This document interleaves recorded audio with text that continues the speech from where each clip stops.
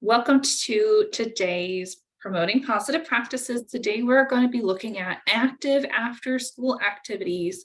If you haven't done so already, please make sure that you put something in the chat box along the lines of what you're most interested in learning about today, and what are some songs or games that you currently use in the program that children really enjoy. Today's session, we are going to be looking at, some best practices when it comes to supporting our children outside of school hours, especially those kiddos who are in elementary school. I know some childcare programs have after-school programs for those older students. So we wanted to address and provide some information and share some ideas. A bulk of today's session is going to be spent in the breakout rooms, just kind of collaborating with one another and networking with things that you already use and some ideas. We're going to provide some resources and ideas as well, but we are not going to provide an exhaustive list of every single activity that you can do with your kiddos in the afternoon. So by those breakout rooms, you'll be able to hear some other ideas, hopefully from your colleagues, so that you can get some more ideas for your tool belt and what you do with your afternoon students. My name is Lexi Langiri. I'm the Quality Initiatives and Professional Development Manager here at the Early Learning Coalition. I also have on the call with me today, Ms. Shai. She is one of our TPD coaches. She's going to be monitoring the chat box. If you have any questions or concerns, please feel free to put them in the chat box. Thank you to everyone who has already dropped some wonderful ideas in the chat box so far. Playing tag, sharks and minnows, red light, green light, beanbag toss games, mealtime activities, songs and freeze dance. Those are all wonderful ideas of active after-school activities. Thank you all so much for being here with us today. We appreciate your time and efforts. We're going to go ahead and get started. So like I said, today we are reviewing active afternoon activities. And just a couple housekeeping items. If your mic is off, it will have that red line through it. If it doesn't have the red line through it, that means your mic is on and we can hear you. If you can't hear us, or if we can't hear you, you might have to change which microphone and speaker setting, and that little caret button next to the microphone is how you will change that. Same applies for your video. A red line through your video camera means we cannot see you. Without the red line, it means we can see you. If you're able to share your video, we would love to see your beautiful faces, and especially in those breakout room sessions where we'll be having further conversation. However, we know that some people are in the classroom dealing with sleepy kiddos, and so sometimes that's not always possible, but if you're able to, we would love to see you and how you're doing today. Just one more item for today. Your chat box is available, and some people have already started using it. Thank you, Ms. Gloria, for parachute toss and run games. And that's how we're going to exchange some ideas today. So make sure you have access to that. If you don't have access to your chat box, make sure that you are unmuting yourself and verbally sharing some thoughts with us. On today's agenda, we are going to first define what afternoon activities look like. We're going to share some current successes and challenges in our breakout rooms with our active after-school activities. We'll provide some best practices when we think about ideas for activities in the afternoons, and then we will discuss and develop some next action steps for maybe there's an activity that you heard about in one of your breakout rooms that you'd like to try out over this next week. Red light, green light does seem to be a common theme here today. Thank you. So let's think through defining active after-school activities. We are able to define that as activities outside of the academic school day that encourage student physical involvement. So, we've got these kiddos who are in the classroom for so many hours a day, and after school, they have a really hard time just sitting and doing any more work. So we want to think through how can we engage our students in a way that's meaningful to both you and to them, and that keeps them entertained until their parents can come pick them up. So before we jump into ideas of active after-school activities, we want to think through the outcomes for the students when we are intentional about them. And we know from some research that this is going to help provide learning opportunities to reinforce what's being learned in school. Young children are encouraged to have at least 60 minutes of daily recommended activity in order to meet their physical needs. And so those active activities after school are going to help fulfill that 60-minute daily recommended activity. And finally, it's going to help influence their social emotional development through group games and activities. Does anybody have anything else that they'd like to share to this list on positive outcomes for children?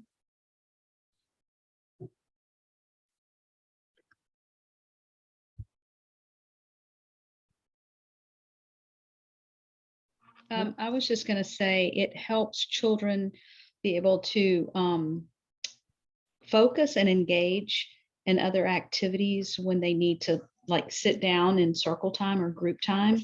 When you do physical activities with children, it helps them, it can calm them down. It can get out that extra energy they have. Maybe they had too much sugar for breakfast. It can just help ground them better so that when you need to sit down with them and have them, focus, it helps with their focus. Yeah, absolutely, Miss Gloria. Thanks for adding that on. Yeah, giving them an outlet for that energy. And that way they can, regroup, self-regulate, come back to the next academic item that they might need. Thanks, Miss Gloria. Anybody else have anything they want to add to that?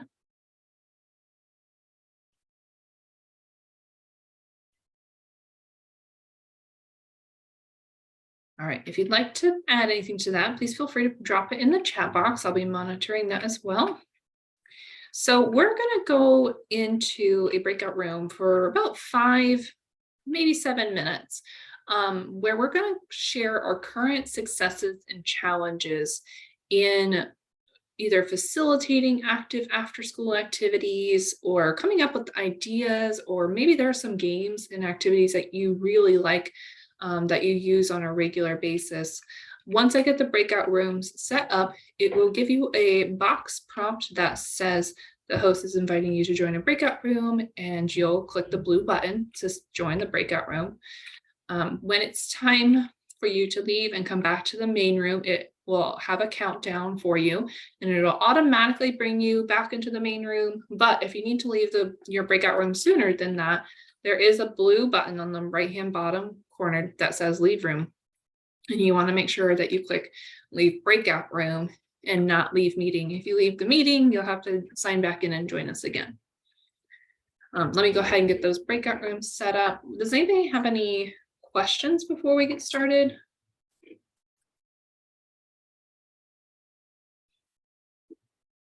Let's see here. We have quite the group today. So excited to see all these faces on.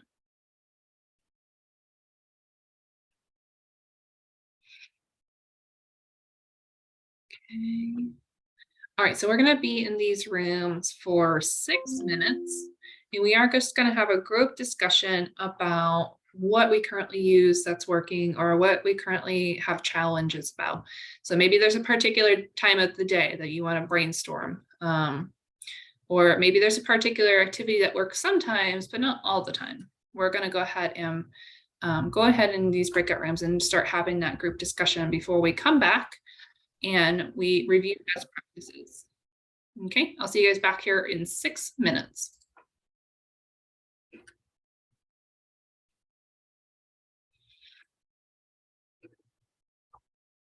Recording. I know my group was talking about lots of great ideas for different active after-school activities, including parachute time, using sand and water tables. How was the discussion in the other room, Ms. Shai? Oh, we had a great discussion as well. It seems like a lot of the teachers are doing a lot of fun activities such as turtle tag. I don't know if you've heard of that, but I think Nevada is her name. She explained it to me and it sounds really fun. Also, doing drawing tutorials with children. So putting those on the projector screen so that they can practice their drawing skills. So it seems like everyone's doing a lot of fun activities. Awesome. Thank you. Yeah, I think we're going to hear a lot of ideas in the breakout rooms today, just from each other. We'll talk, like I said, we'll go through some ideas and activities and some best practices. But I really love the fact that you guys are connecting with one another and sharing your ideas to get more. All right, so we're going to go ahead and explore some active after-school activities. There's a couple of considerations, and like I said, today's session was structured and planned for those early childhood programs who have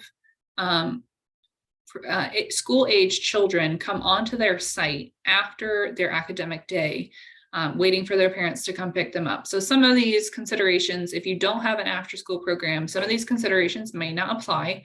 But we do want to just also consider those programs that have after-school programs and some things that you do want to consider when you have those older students in your facility.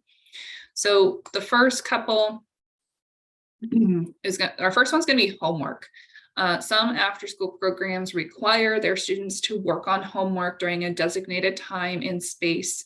And so that might limit how much time, space, and students you have available to you depending on the day. Some programs don't require homework. They encourage that to be done at home, but other programs, and especially some parents, prefer that homework is addressed in the after-school program.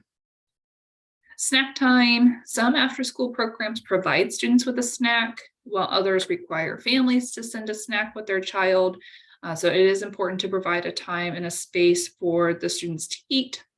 They've had a long day at school. A lot of them, they didn't eat lunch. They had lunch at 11 a.m. So by the time they get to you, they're going to be hungry. The next consideration is going to be quiet versus loud activities. This will depend on the structure and the environment of your program. If students are doing homework nearby, for example, it would be important to play a quieter game. We will also consider space. So some after-school programs are quite large and they have multiple rooms available to them. Some may only have one small designated area. So space is also going to be a huge consideration to think through when planning for these activities. Some activities are done best outside, and make sure you have the space required to effectively facilitate whichever game or activity you're wanting to play. With that in mind, especially if you have an outdoor activity planned, inclement weather such as rain and winds may also limit your ability and availability for outdoor space to be used. So try to have an indoor backup plan ready to go at all times so you are best prepared. The fifth consideration is going to be student physical abilities. So if we have students in our care that have special needs, we will need to make sure that we adjust our activities to include them. So that will also depend too on how old the students are and if they have any physical or mental limitations. So we want to adjust our activities to be as inclusive as possible to all of our students. And then finally, plan ahead. Having a nice general structure or outline of how the day is going to run with an estimated timeline for each activity is really going to set you up for success. And keeping to that structure is going to help the children understand what's coming. And by having things planned ahead, you can make sure that you set up the materials and the space for the students to transition into for the most effective transitions and learning opportunities. Our next consideration is going to be, one of our considerations were quiet versus loud. So there's a couple of examples here of quiet activities versus loud activities. So thinking through, do we want them to calm down?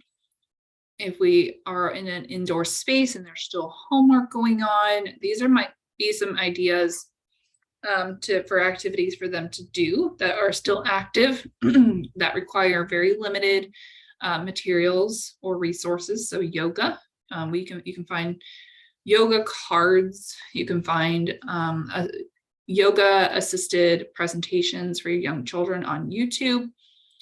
Juggling with scarves. So this is a really nice motor skill to do with children as well.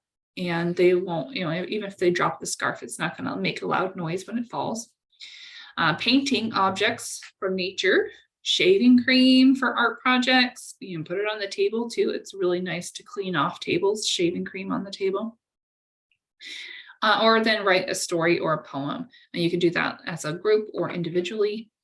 Some loud activities are going to include dancing, flying kites. Again, depending on space, a scavenger hunt is really fun. You could even have the kids make the scavenger hunt, split them up into 2 teams, have each one make their own scavenger hunt, switch the scavenger hunt, and have each team find the other one's hunt. Hide and seek is always a good one. Dress up and put on a short play, create a movie, or make puppets and put on a show. Our next consideration was, what kind of space do we have available to us? So thinking through indoor versus outdoor activities. These are some ideas and examples that were given. We have a few resources that we'll share with you today but these were included on some of those resources. So making ice cream in a bag, very little materials needed for that, really milk, sugar, and Ziploc bags, very easy to do. Making slime, making a time capsule, doing a talent show. If they're old enough, they can do scrapbooking. If they aren't old enough, they can cut and glue, for toddler age and up. Sculpting, again, a lot of these are going to depend on what age group you're working with. But when we are considering after school students that are coming from a public school system in their school age children, most of the time they should be able to do most of these activities. These are developmentally appropriate. But if you do have a student with a disability or a delay, then we might have to make some adjustments and accommodations for these activities. Talent show, scrapbooking. Scrapbooking can be with pictures or with newspaper articles. Sculpting, having a fun spelling bee. And then board games are really fun too. Outdoors, we might consider doing some science experiments or red light, green light, and Simon Says kind of games. Obstacle course, they can do various kinds of sports, including basketball, soccer, baseball, tennis. Your program can start a garden and go on a guided walk or chalk. We were talking about chalk in my breakout room. So think through real quick, and I want everyone to put in the chat box. It can be a loud, it can be a quiet, it can be an indoor, it could be an outdoor. What is your favorite activity to do after school? I know we had some earlier when we began today's sessions, but having these ideas in your mind too, what are some of your favorite activities to do after school with your young students? If you want to also unmute yourself and share verbally, you are more than welcome to do that too.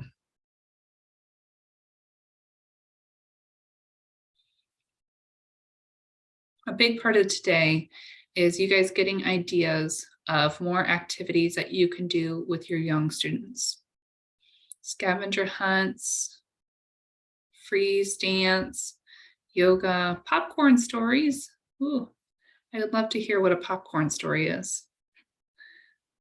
Tag, freeze, dance, ping pong.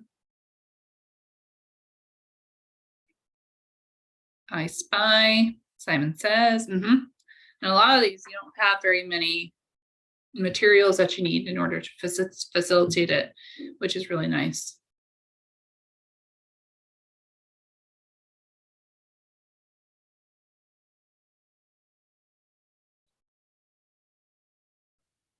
All right, so what's going to happen next? Oops, sorry, I went too far. What's going to happen next? We're going to go back into our breakout rooms for, let's see. We had a couple more in the chat box, sorry. Start, tell the kid a line and keep going until everyone has had turn. Oh, yeah, I know what you mean now. like adding on sentences to create a story. Yeah, that is fun. Art project. Kids do like art projects, and yeah, it can be loud or quiet, and it can be done inside or outside. Okay, we're gonna go back into our breakout rooms for another about 6 minutes, and just if you got an idea from the list of ideas that I gave you, great. If not, this will be another opportunity for you to connect with your peers and network with one another on some things that you already currently do that you think would work well for your classroom. But we are just going to choose 1 or 2 activities that we thought through today, and what you would like to try out in your classroom over the next week or so. We'll come back, we'll share those ideas. We'll wrap up with some resources, and we'll be done a little early today. Today's session was really about getting you guys to connect with each other. So I'm glad that is going well. Let me make sure all the breakout rooms are set. Does anybody have any questions before we go back into our breakout rooms?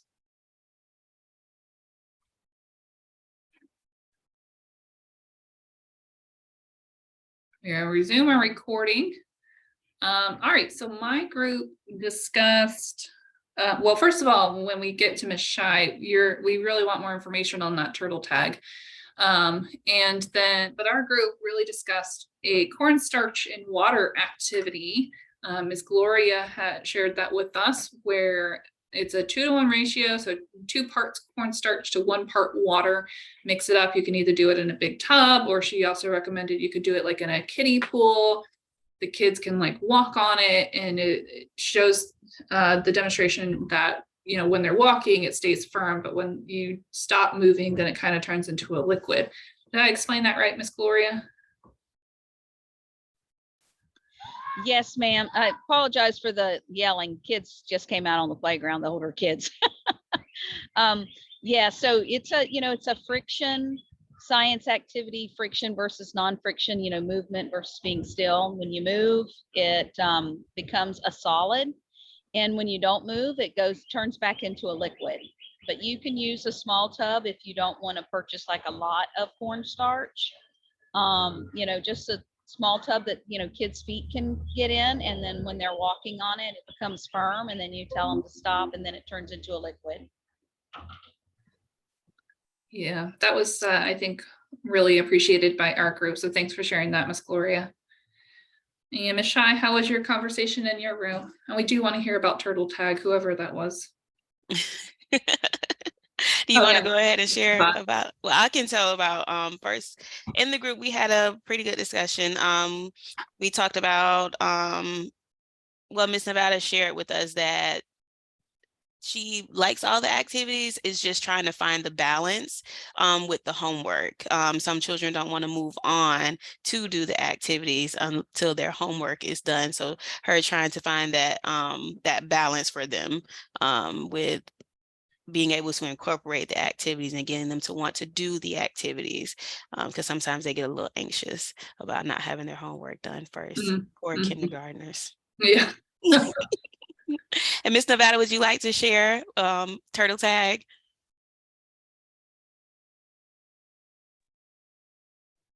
Sorry, me and my computer were battling for a second. No, definitely can share about turtle tag. So it is one that me and a coworker found quite a few years ago, and it is normally we have, depending on the amount of children, like 1 to 3 girls that will be that are the taggers. And so whenever you're going, we use normally our gym or outside field, depending on numbers, and you're going, and once you get tagged, you then are a turtle on your back. So you have rolled over and you're on your shell. You got to put your feet and your arms in the air, and then it's your buddy. So anybody else who's not it can come over, and we have it be that they have to do your feet, but then they push your feet and they're rolling you back over, so you're no longer stuck on your shell. The girls have definitely enjoyed that one. I think they also, of course, think it's hilarious whenever me and all the other adults that are there will jump out and get in there, because then, of course, I mean, I think everyone has experienced, because then you become the target. Everyone wants to get you.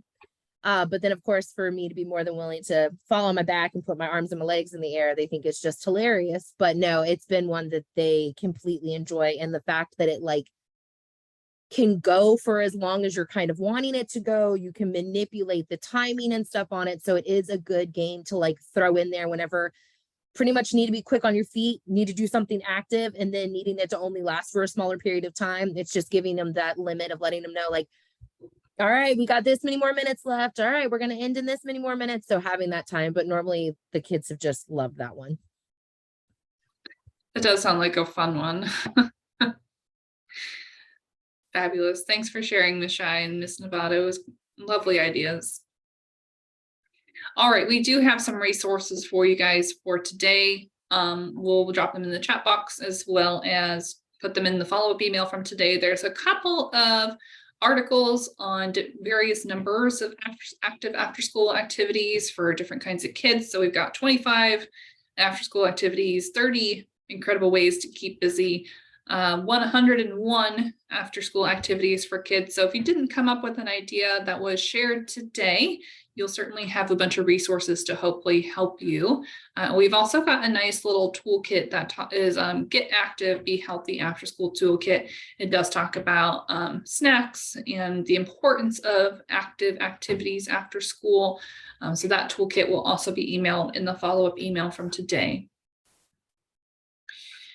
So we are going to go ahead and wrap up. Oh, and let's see. Oh, you're welcome, Taylor. We are going to go ahead and wrap up for today. Today's session is a little shorter than usual. We defined active after-school activities as activities outside the academic school day that encourage student physical involvement. We discussed why it was important, including providing those learning opportunities to embed instruction that probably came through their school day, and helping fulfill that 60-minute recommended physical activity, and finally influencing that social emotional development. You guys were able to share ideas with one another for various activities, including quiet versus loud and indoor versus outdoors. And then you identified an activity that you would like to try out over this next week with your group of kids. And again, if you didn't hear something today that you thought was awesome and you wanted to try, we'll be sending these resources, and hopefully that will give you some more information and ideas to try out with your students. My name is Lexi Langiri. We are going to go ahead and wrap up for today. We have an evaluation for you guys to fill out. When you finish that evaluation, and Ms. Shai just dropped the link in the chat box. Once you finish that evaluation, that's how you get your in-service hours. You will get the certificate emailed directly to your email upon completion of the evaluation. If it's not in your inbox, check your spam box. Sometimes it likes to go there. We'll be sending out the follow-up email today with all the resources and the evaluation in case you don't have time to complete it now. I'll stay on for a few more minutes in case anybody has any questions. Do we have any concerns at the moment? Yes, Lex, I would like to know, there's someone on here named Angela Danzy. I want to know if you registered under a different name. No, well, it should be Angela Townsend Danzy. Okay, got it. Thank you. Thank you. Thanks, Ms. Angela. We like to track who all's here and how many we have during our session. So thanks for clarifying that for us today. All right, like I said, I'll stay on for just a few more minutes in case anybody has any personal questions or concerns.